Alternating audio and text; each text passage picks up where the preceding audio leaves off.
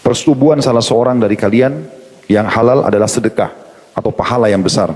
Jadi setiap kali berhubungan biologis sudah mendapatkan kenikmatan dunia dan juga mendapatkan pahala yang besar.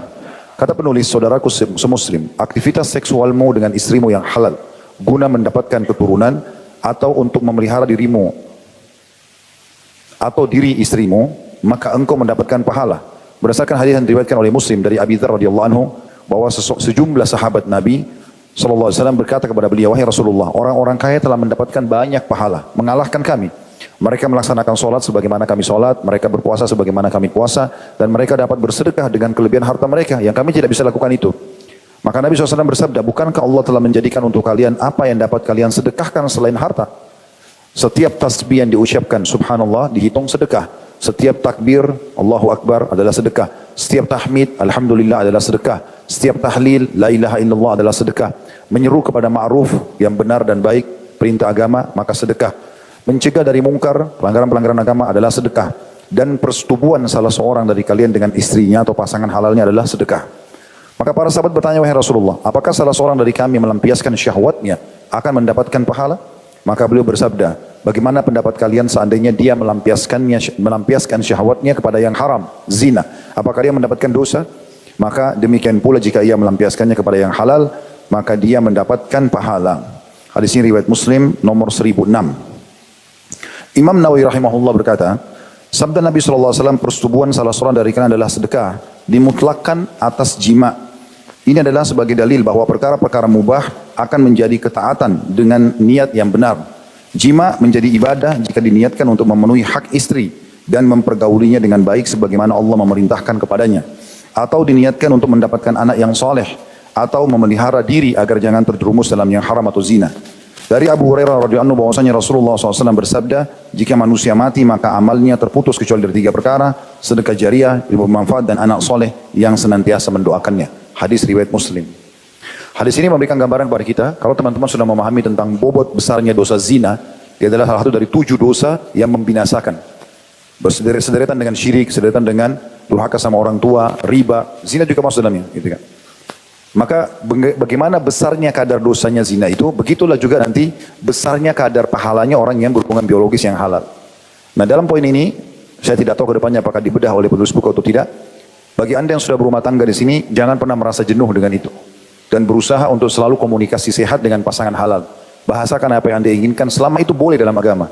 Dari jenis pakaian, penampilan, ya, bau badan, ya, kemudian apalah, ya, tata cara yang memang tata cara itu tidak ada haram dalam syariat. Nah, dalam biologi semuanya halal kecuali meletakkan kemaluan di kemaluan pada saat haid dan nifas, atau meletakkan kemaluan di dubur. Ya. Selain daripada ini, maka masuk dalam istimta atau menikmati yang dihalalkan. Makanya tradisi sahabat di Mekah, orang-orang Mekah, kalau biologis mereka biasa melakukan variasi dalam biologis itu. Yang mereka di atas, istrinya di atas, kadang-kadang dibalik segala macam, mereka lakukan variasi itu. Masyarakat Madinah tidak terbiasa, wanitanya hanya tidur di bawah, suaminya di atas. Mereka tidak mengenal variasi-variasi itu. Maka waktu sahabat-sahabat hijrah dari Mekah ke Madinah, ada di antara mereka yang menikah dengan wanita Madinah. Waktu menikah, mereka mau terapkan cara biologis Mekah. Maka wanita Madinah menolak, nggak mau. Nah, tidak terjadi biologis, dan ini menjadi masalah dalam rumah tangga tersebut sampai didengar oleh Nabi SAW. Waktu itu didengar oleh Nabi SAW, turun ayat Al-Quran khusus bicara masalah itu.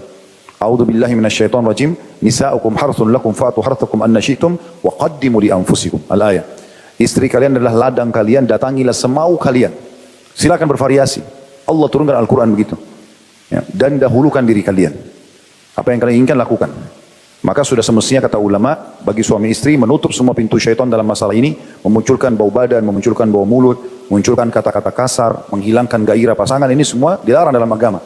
Sebaliknya, membangkitkan semua itu adalah hal yang dibolehkan.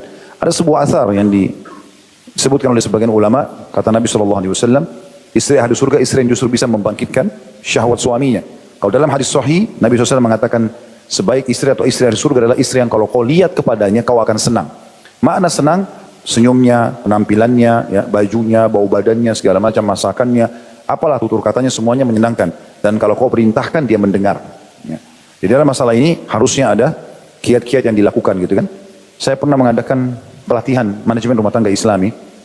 Saya bagi menjadi 10 materi manajemen rumah tangga Islami 1 sampai 10. Manajemen rumah tangga Islami 1 dan 2 itu umumnya membahas seperti ini. definisi nikah lah, hak dan kewajiban dan seterusnya. Manajemen rumah tangga Islami 1, manajemen rumah tangga Islami 2, saya membahas tentang hak anak, nama-nama yang baik, akikah, tahnik dan seterusnya. Kemudian juga saya membahas tentang masalah bakti sama orang tua dan hak kerabat. Di manajemen rumah tangga Islami 3 sampai 10, 7 kali, 7 tema itu semuanya di dunia kiat-kiat mempertahankan rumah tangga. Di antaranya adalah menikmati dan memperindah biologis itu. Karena Allah halalkan. Bahkan Nabi SAW melakukannya dengan sangat baik. Dan Aisyah sering ditanya radhiyallahu anha tentang bagaimana biologis Nabi SAW. Dan beliau rincikan semuanya. Itu juga sudah saya bedah di buku khusus masalah rumah tangga mirip ini, judulnya Mahkota Pengantin. Dan mudah-mudahan nanti insya Allah di buku ini pun ada penjelasan masalah itu. Dan ini bukan aib untuk dibahas. Bahkan Nabi SAW kadang-kadang di depan sahabat bertanya. Di antaranya beliau menegur para sahabat yang menceritakan kelebihan pasangannya. Beliau mengatakan, sesungguhnya orang yang paling buruk kedudukannya di sisi Allah pada hari kiamat adalah orang yang atau seorang suami yang telah menggauli istrinya, kemudian istri telah menggauli atau mendatangi suaminya, lalu keduanya menyebarkan perbuatan itu. Lalu Nabi SAW juga bilang, mungkin seseorang di antara kalian mengucapkan itu. Misal seorang suami mendapatkan istri yang sangat memuaskan dia.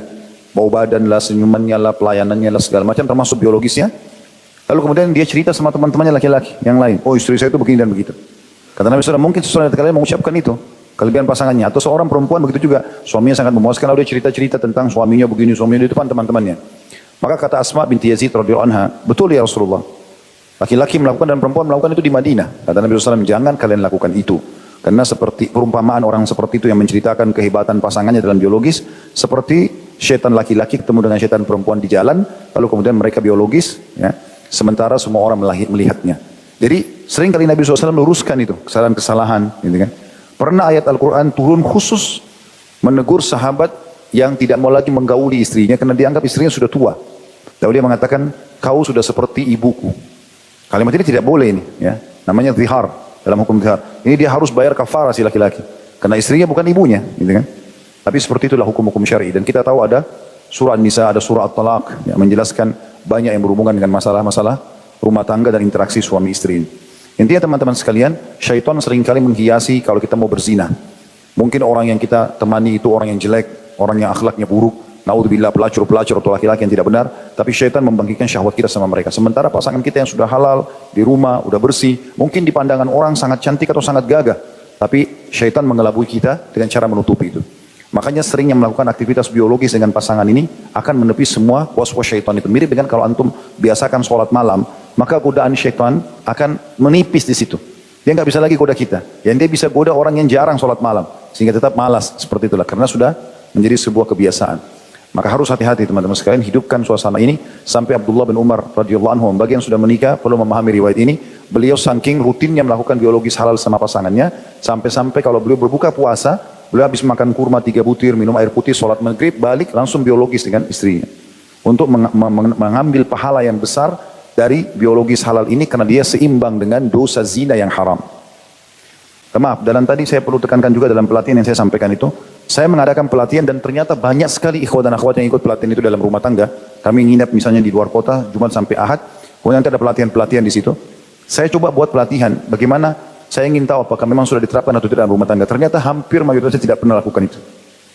Saya siapkan meja di hotel itu, kemudian di situ di atas meja ada saya tulis tulisan, kata-kata untuk mengucapkan sayang, mengucapkan rindu, mengucapkan cinta, mengajak biologis dengan bahasa jelas pada pasangan, menggodahnya atau merayunya dengan bahasa-bahasa yang tidak ada haramnya. Itu ternyata nggak diucapkan oleh banyak ikhwan dan akhwat. Mereka tidak pernah ucapkan pada pasangannya. Sudah 10 tahun berumah tangga. Saya tempelkan kertas di meja, saya wajibkan dalam pelatihan untuk mengucapkan dan sambil melihat pasangannya. Ada orang subhanallah menikah sekian lama tidak pernah menikmati muka pasangannya. Dia pasangannya ngobrol, dia lihat tembok. Lalu apa gunanya istrinya atau suaminya di sebelah? Gitu kan? Syaitan mengelabui dia. Atau pada saat dia biologis, dia mengkhayalkan orang lain karena banyaknya tontonan yang ada. Maka pasangannya yang sudah berusaha memberikan yang terbaik, ini semua tertepis dengan waswas syaitan. Ini semua tentu hal-hal yang perlu diperbaiki. Insya Allah mungkin kedepannya kita akan lebih banyak bahas singgungan masalah ini. Tapi ini poin kelima tentang masalah besarnya pahala persubuhan tersebut.